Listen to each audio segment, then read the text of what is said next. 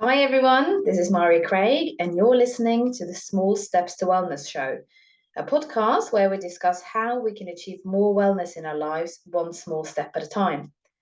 For the past 6 odd years, I've taken a special interest in nutrition and I've changed the diet of my family on its head.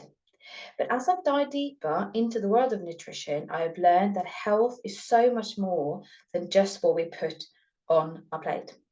This is why on this podcast we will be talking nutrition, mental health, being in alignment, holistic health care, self care, raising children, and more. We will also be hearing stories of women's journeys to overcome trauma and what it has taught them on the way. When we share our stories, we realize we are not alone and that things can change for the better. I'm so glad to have you with me on this journey as I explore what health and wellness truly encompass. If you like what you're hearing, please consider rating the show with a 5-star rating and sharing it with your friends. It really makes a big difference. Now, on with today's show. Hi, everyone, and welcome to Small Steps to Wellness with me, your host, Mari Craig, where we are discussing how we can achieve wellness in our lives, one small step at a time. Today, I am so lucky. I've been joined by Chloe Myers. Now, Chloe, she's a busy mom of 2 boys, and she is passionate about nutrition and well-being, following her own healing journey, which we'll hear more about today. Now, Chloe runs her own successful business, and she's working to support other busy women to optimize their energy and health in a simple, no-fuss way. I'm so excited to have you on, Chloe. Welcome. Thank you, Mari. Hi, everyone. So glad you could be here. I know you're super busy. You've got so much going on. So thanks for taking the time. I actually even forgot to say to people what we're going to be talking about today. But the reason why I wanted to have you on was that I've been following your journey for about 4 or 5 years, something like that. And you've had quite a transformation when it comes to especially your skin health. So I want to ask you a little bit about that today, because you look absolutely radiating and you're so one of those people you just like light up any room, but you didn't always feel like that. So what did things used to be like for you? Oh, thank you. Yeah, I certainly didn't look radiant for quite a long time. Basically when I turned 12 and the hormones kicked in, so did the acne, and I was absolutely covered on my face, mainly around my chin, my cheeks. I'm talking sort of cystic acne, the size of marbles, very painful under the skin, that sort of migrated onto my forehead, into my scalp, a little bit on my back. But yeah, it lasted for 20 years. It got so chronic that I would actually get blood poisoning in my face and it would track down into my arms. I'd have to go to hospital for intravenous drips and things like that. So it was an absolute nightmare. And of course, when you look like that on your face, there's no hiding from it. So it has such a massive effect on your confidence, your self-esteem, as a woman, on your natural beauty elements, as it were. It's really, really tough going through your teens, going through university, going on first dates, that kind of thing. On your wedding day, having to have a special makeup artist try and cover your face for the photos. It's pretty mortifying. And no matter what I did, nothing worked. I was spending such a fortune on my face to try and heal it. And it took 20 years of constant searching. I wasn't going to give up. I was determined not to look like this, because it went on till I was 32. So wow. A bit of a nightmare, really. Wow. And now, so if you don't mind me saying, we're the same age, aren't we? So 32. So you've been looking the lovely, as lovely as you do now for 8 years. And so, yeah. And we're going to talk about how you got to that, found a solution you did and what that has done for you. But I can imagine that when you see, and I'm sure I'm prejudiced like that as well, that when you see somebody with the spotty face, where now I have more knowledge, but I used to probably think, oh, their diet is really bad, or they're probably, I don't know, cleaning their face all the wrong things, or I mean, there must have been. What was your diet like growing up? Yeah, well, that's what used to really upset me, because I totally understand what you're saying, in that I was the one out of all my friends, especially at university, I was eating really well, cooking from scratch. I didn't smoke. My friends were using same, like, I don't know, supermarket own brand wet wipes on their face. They were smoking 20 a day. They were partying, they were drinking, they were eating fast food, and they had clear skin. And I just felt absolutely robbed because I actually was doing everything right. My mum is an amazing cook. We were brought up on everything homemade. We never ate out of packets or processed foods. I haven't eaten a processed meal, as it were, like a fast food meal in, I don't know, I can count on one hand how many meals I've had like that in my whole 40 years. So I felt really cheated because I was the one doing everything right. I was paying money to see nutritionists, dietitians. I tried all the different, removing gluten, dairy, trying to go vegan. I really was very, very health conscious. I was incredibly fit. I used to compete for my region in athletics and swimming. I was captain of all the sports. I was probably training 2+ hours a day when I was younger in sports. So yeah, it didn't really feel fair because I was the one that sort of practiced the right steps to wellness, as it were, for my skin. And I was also the one going to see laser specialists, Harley Street practitioners, top skin people having laser treatments and chemical peels and light therapies and trying all these different lotions and potions. And so it made me feel dirty. It made me feel like if people looked at me that maybe I didn't care how I looked, maybe I didn't look after myself. And it couldn't have been further from the truth in terms of what I was trying to do.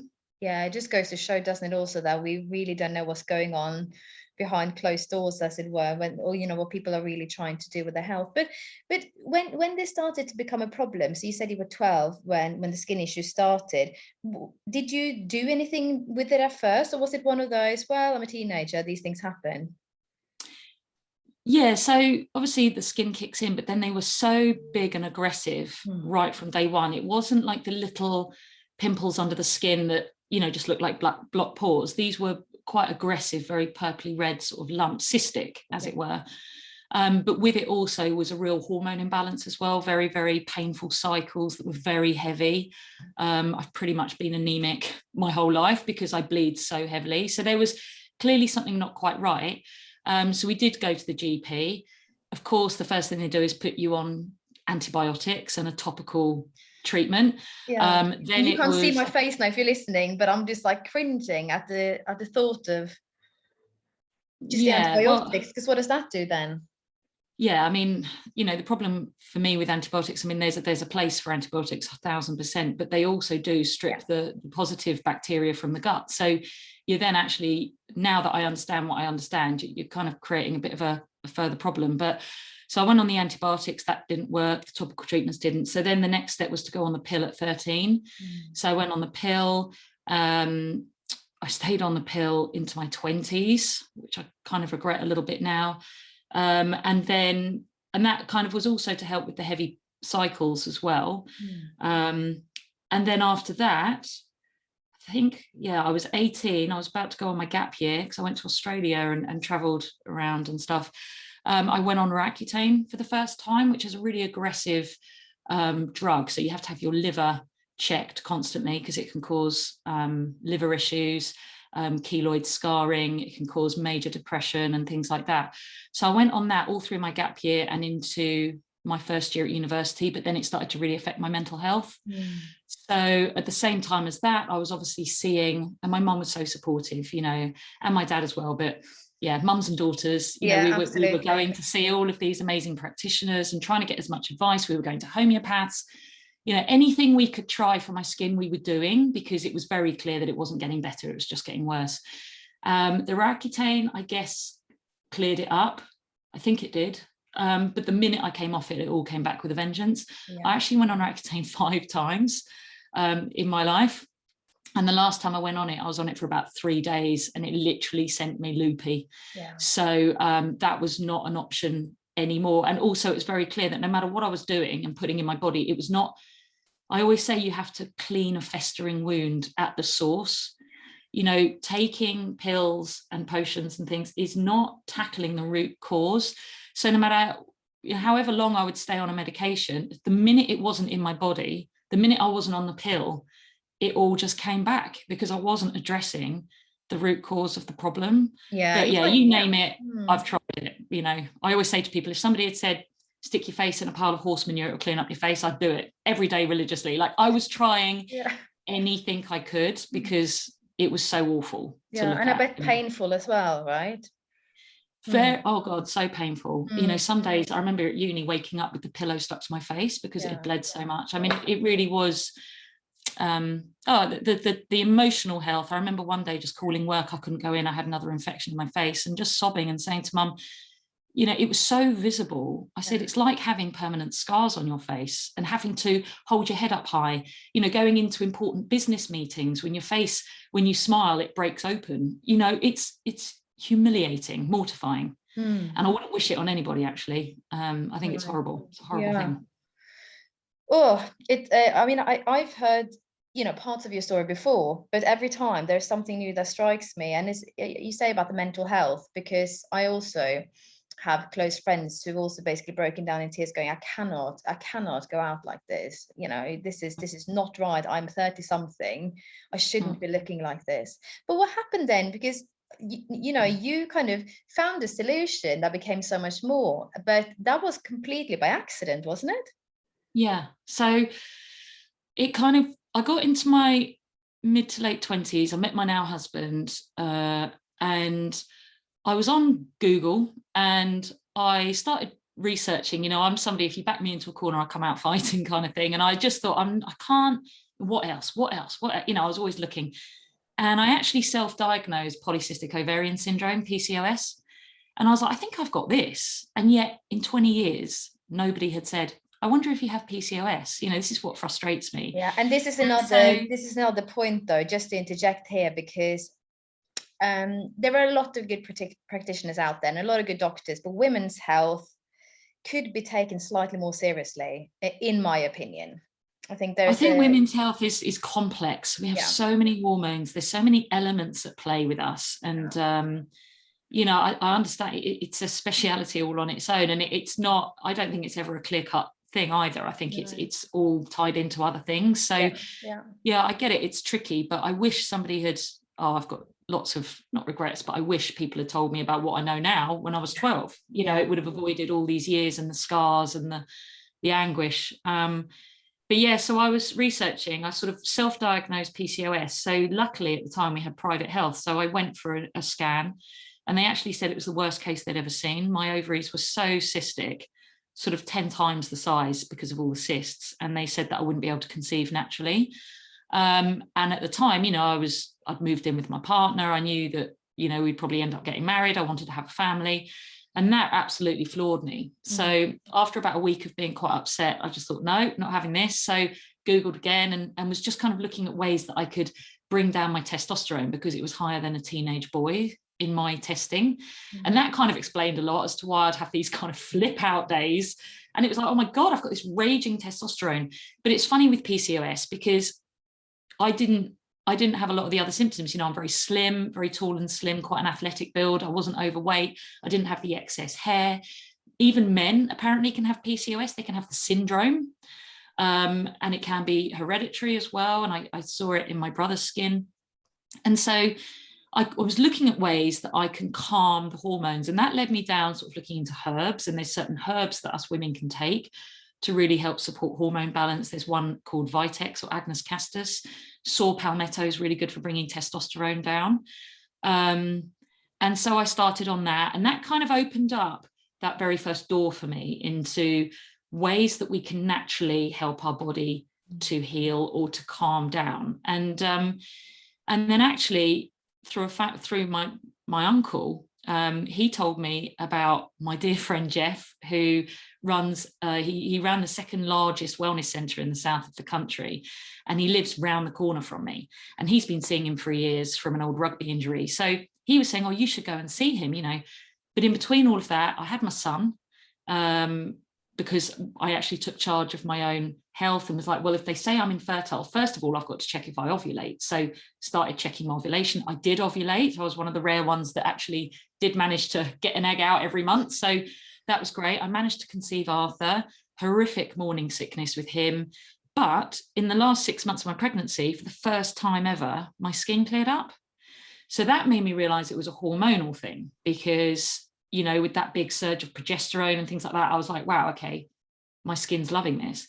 But the minute he was born, my God, my skin attacked me. It gave me 9 months of acne in a week. I mean, I ended up back in hospital with blood poisoning. It was so bad. And then I got pregnant again and I had a miscarriage. And after that, my hormones went a bit nuts. I was finding it really difficult to conceive. And so I went to Jeff's clinic and I started having acupuncture there with somebody that specialized in fertility. And I managed to fall pregnant. But the same time as my last miscarriage, I started bleeding again with the backache. And I just absolutely panicked that this baby that had taken me 6 months to conceive, I was losing it again. And I always said, it wasn't the baby. I knew it was my body, because I knew I had a hormone problem. I knew I had these crazy cysts. I knew I had this crazy testosterone. I knew in my first pregnancy that the hormones made my skin clear up. So I knew it was my body, not the baby's. And I actually booked in to see, I called Jeff on his mobile at 9 a.m, crying. And I said, Jeff, help me. I'm having a miscarriage. And he saw me in 2 hours. He did a treatment on me. He does incredible testing. He does EAV and bioresonance. He could see my adrenals were absolutely flat. My progesterone was basically being used for me and being taken from the baby. And he put me on a progesterone adrenal support that he has in the clinic. And I did stop bleeding that day. And I truly believe I wouldn't have Freddie, who is now, it's going to be 8 in January. Yeah. I don't believe I would have him if it wasn't for Jeff. And at the time, again, like my first pregnancies, I was vomiting nonstop. My hormones, my morning sickness was so bad, I'd throw up every hour. I lost nearly 3 stone. I'm only a size 8 to 10 anyway. I lost so much weight in my first pregnancy. And I was sobbing. And I just said, Jeff, I cannot eat. All I'm living on is toast. Marmite on toast. It's my go-to. Yeah, I've been there. And I knew, because I'm health conscious, this baby needs nutrients. It needs vegetables. It needs fruit. It needs all these good things. And I cannot physically put it in my body. And so he said, look, you should try this. And that was it for me. It was whole food concentrates that he uses in the clinic, basically organic fruits and vegetables that have been put into a capsule with all of the living micronutrients. And I put them in my body just to support this baby. And I remember him saying to me, Chloe, if you put that in your body and it goes into your bloodstream across the uterus into the baby, and it gets all the fruits and vegetables that it needs for now, will that make you feel better? And I remember crying and nodding, going, yes, it will. And he said, okay, well, just take it then. So I bought it. And 6 weeks later, clear skin again. But then was it the pregnancy? Was it this? Was it that? Yeah. So I was like, I've hit 12 weeks now. Like, maybe I'm having that nice progesterone surge. So I did take it through the pregnancy. I knew it was amazing for the baby anyway. And then 10 weeks after he was born, everyone was doing those no makeup selfies for, I think it was breast cancer awareness or something on Facebook. Yeah. And Chloe Myers did her first ever no makeup selfie with clear skin. Wow. I remember such a moment for me standing in the bathroom in front of the sink. I can remember it so clearly. And this is like 8 years ago, but it was a big moment for me. I had this clear skin. I had scars and I had pigmentation marks and everything, but there was no active spots. And I'd happened to run out of the capsules. So I thought, oh, well, I'm fine now. That's it. Don't need it. My skin's remember, clear. you were clear. You eat really healthily. Yeah, I was trying to eat well, but I had 2 kids under 2.5, and I was eating as well as I could, but hey, I'm just a human, and needs must. And oh my God, I stopped taking them, and 6 days, maybe 5 days later, I literally it did what it did with Arthur, my first. A year of acne just came out of my face, and I was like, oh my God. Ran to the clinic, grabbed some more, put them back in my body, and a week later, skin calmed down again. Wow. That's the only time I've never not taken it, because I know that I will always have acne. It's my Achilles heel. I think everybody has a weak spot. Everybody has their Achilles heel, whether it's IBS, migraines, something. Mine is acne. If my balance goes out, when I'm stressed, when I'm not looking after myself properly, I will have a breakout. And that's my body's way of telling me that I've got to practice a bit more self-care. But there is no way for the rest of my life that I will not take these concentrates, because it's what keeps my body in check and my skin in check. Yeah. So how much do you get then approximately when you take these concentrates? What, because we're talking about 5 a day in the UK, and you and me, we both know that 5 a day isn't really enough. And if you ask anyone in the know about, soil quality, you need to eat so much more to get the same amount of nutrients. I think somebody said on a podcast I listened to ages ago that when our grandparents had one, orange, we have to eat now 8 to get the same amount of vitamin C that our grandparents got from one orange. So I guess you top up then, don't you? And you get these extra portions, as it were, or the variety, and I suppose also the quality that you wouldn't get otherwise. Yeah, I mean, I think when it comes to our health, we have to practice the pillars. You can't eat well, but then not exercise, never sleep, and be chronically stressed.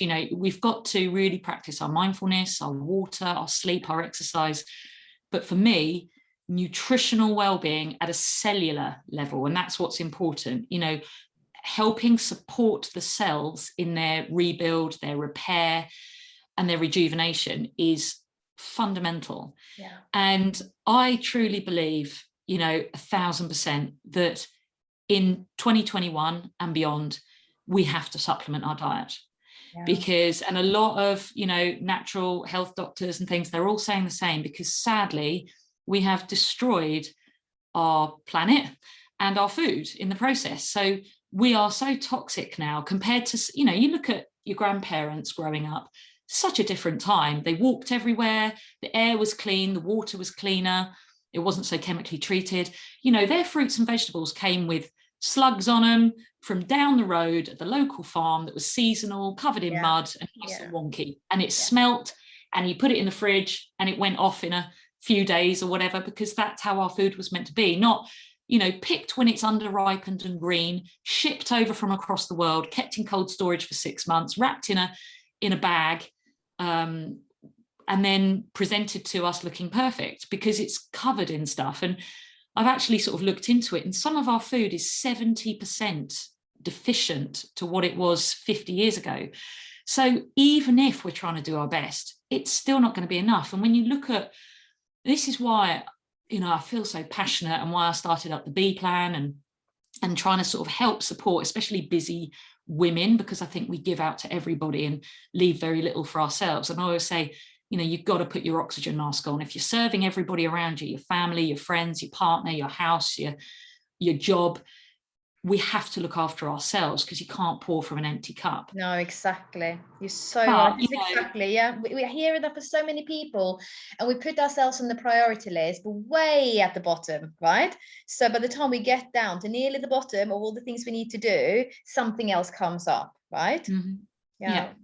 And I think when, going back to my own journey and sort of trying to think, well, hang on, this is what was always going on in my head. If I, at the age of 12, had a really good diet, thanks to my mum, and I was so physically fit, okay, I didn't drink much water, but, I slept, I didn't have chronic stress growing up, there wasn't trauma or anything in my life. Why on earth did I look like this? But this is why I feel so passionate about empowering people to understand this. I'm upset that we're not taught this stuff in schools, that it's not being spoken about on the news channels and preached to people, because this is where we can really take control of our health, I believe, and where we can switch off inflammation, which is at the root cause of all the disease processes and the skin issues and the migraines and the IBS. It's down to inflammation at the end of the day, silent, systemic, internal inflammation. And when I look at my journey, I suffered with ear infections when I was really little. And mum said I took a lot of antibiotics, unbeknown to her. You didn't know back in the 80s what, you know now. So, from the age of 1, 2, I had a lot of ear infections. So that kind of then started my gut at a negative. But then training as heavily as I did in fitness, what I now understand is if you are doing an hour or more of fitness a day, you have to be consuming way more than the recommended, not the UK, but the recommended portions of 10. It's 10 a day now, not 5. 10 fist-sized portions. If you're training more than an hour a day, you want to be looking more at 16 to 18 portions a day to fight the oxygen burn, the oxidative stress that you output through physical exercise. So when I look at that, I'm like, oh my gosh, that was probably it for me. It was the antibiotics, not having a good gut support, and then exercising excessively, not getting enough portions into my diet, even though I lived on fruit and tomatoes and all these good things, but also the variety, which is so key. Yeah. So that put me at a deficit, because unlike my friends who weren't exercising, their diets probably kept them quite well sustained, but I needed way more than what I was probably getting. And I think then, chucking the hormones as well, I just think my body was starting negative and couldn't catch up, you know? Yeah, so even though you eat healthily, this is interesting. I've heard this from other people. So even if they start doing something like eating well, it's not enough, because you're so far in the deficit that you need something to bring you back up to just a normal again, right? And then you need to get onto the plus to really get to the root of your issues. You mentioned the B plan, and I wanted to ask you about this before we wrap up, because what happened to you inspired you to help other women do the same. And I remember you said ages ago that you used to work full-time, have a busy job, lots of responsibility, but with 2 young children, I mean, I'm the same, it's hard to juggle. But now you work from home, you earn a full-time salary, but working very part-time. What has that done for you? I mean, because surely, yes, earning money is great, but surely as a woman feeling like there's no other option than to be at home with their children because the hours just don't add up, surely being successful like that must do wonders to your mental health, right? Yeah, I mean, I'm so lucky. I don't know many businesses where you get paid based on the amount of people that you serve and help, like to genuinely make a difference to people's lives. Yeah. And as far as I see it, Jeff changed my life. Like, it sounds like cliche, but it genuinely was one of the most pinnacle turning points in my whole life because of how I felt about myself. And when you have somebody, just because he said, try this, and if he hadn't have done that, I don't know where my health would be now. I don't know if I'd have Freddie. I don't know how bad my skin would be. It wasn't just my acne either. It was getting recurrent chest infections and mouth ulcers and, really spiraling hormone problems and immune system issues. So if he hadn't have helped me, where would I be? Yeah. And so I feel a little bit like if somebody pays a gift forward, you have a moral obligation to pass that forward. Mm-hmm. And so I used the capsules for a couple of years, didn't really do much else, to be honest. I was just fighting fires being a mum with 2 kids. But I did feel like the first person I told, I'd only been on them a couple of weeks, but my mum sadly has a really complicated blood cancer, and she had a hemorrhage in the hospital. And I walked into that hospital and I said, Mum, when you come out, you're going to see Jeff and you're going to go on these capsules and we're going to get you healthy. And so I immediately told my family to use them because it mattered to me how healthy they were, because I love them so much. My husband was using them. You get you can get it for kids as well, little soft chewables. So I had my eldest on it, and that transformed his health and his immune system because he had a lot of problems because he inherited my immune system by being born naturally with me. So it kind of made sense for me. And another sort of bee in my bonnet that I've got is how mums are expected to, in this country especially, to have a baby, be turfed out of the hospital after, I don't know, 4 hours or something if they've aced it, go home exhausted after literally giving birth to a small human, and then you start at a deficit, and then after 6 to 9 months being paid a pittance in maternity pay, they expect you to go back to work, but they won't support and help financially until your child is 3. So you have this horrendous quandary of, right, and this was my situation. If I go back to work and pay for both my kids, I will actually lose money. The childcare for 2 kids from 8:30 until 6:30, 5 days a week, because my job was not flexible, couldn't work from home, couldn't part share it or anything, which also frustrates me because there's no flexibility for mums. It was like, well, I'm actually going to work to lose money and to never see my kids. And I just, again, like I do, what can I do? What can I do? What can I do? And I really was looking around, and Jeff had always said to me, look, Chloe, I'd love to be a partner with you. I'd love you to join me, like help people. And I've always liked helping people. If somebody's on the ground, I'll pick them up. That's kind of how I am. So I thought, well, how lovely that I could maybe share it with a few friends, help a few fellow struggling mums if they're exhausted, or if they're in a rut, or if they're, anything. I think if our body's deprived, we're going to struggle. Anxiety, depression, and for me as a mum, the rate of breast cancer and things like that, and having both parents with cancer experiences, it terrifies me. I've got 2 young kids. I want to be here as long as I can for my children, and I feel like it's such a gift to pay forward.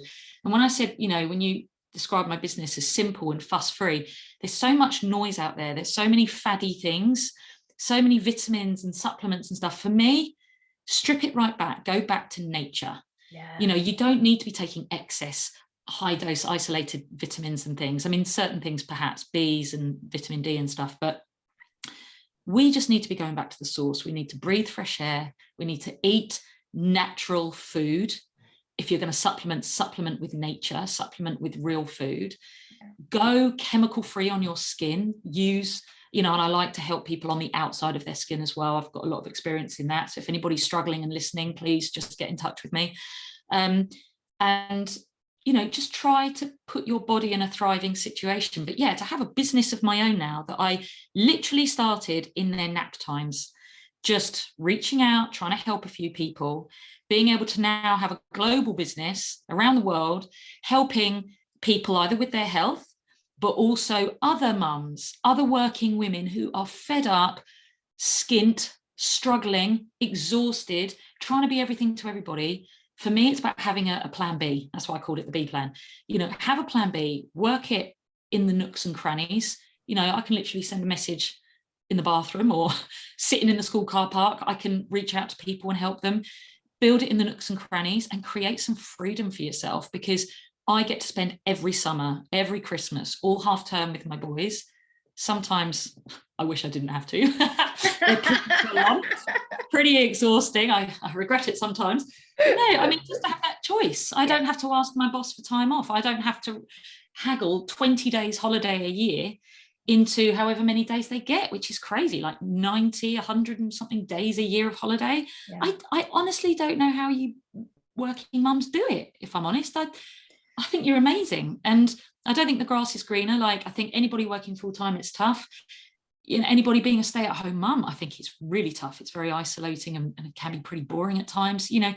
I think it's lovely to have balance. I think everything has got to be about balance. And yeah, to be able to have my own business, working it in the nooks and crannies on my terms, but to be able to really change people's lives the way that Jeff changed mine, that for me is, what it's all about.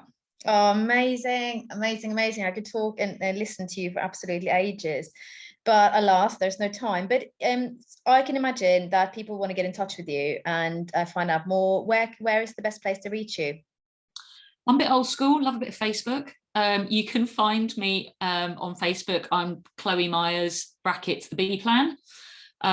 Or I don't know if you share details, but yeah, you can send them my email or whatever. And also I've got a website which needs updating.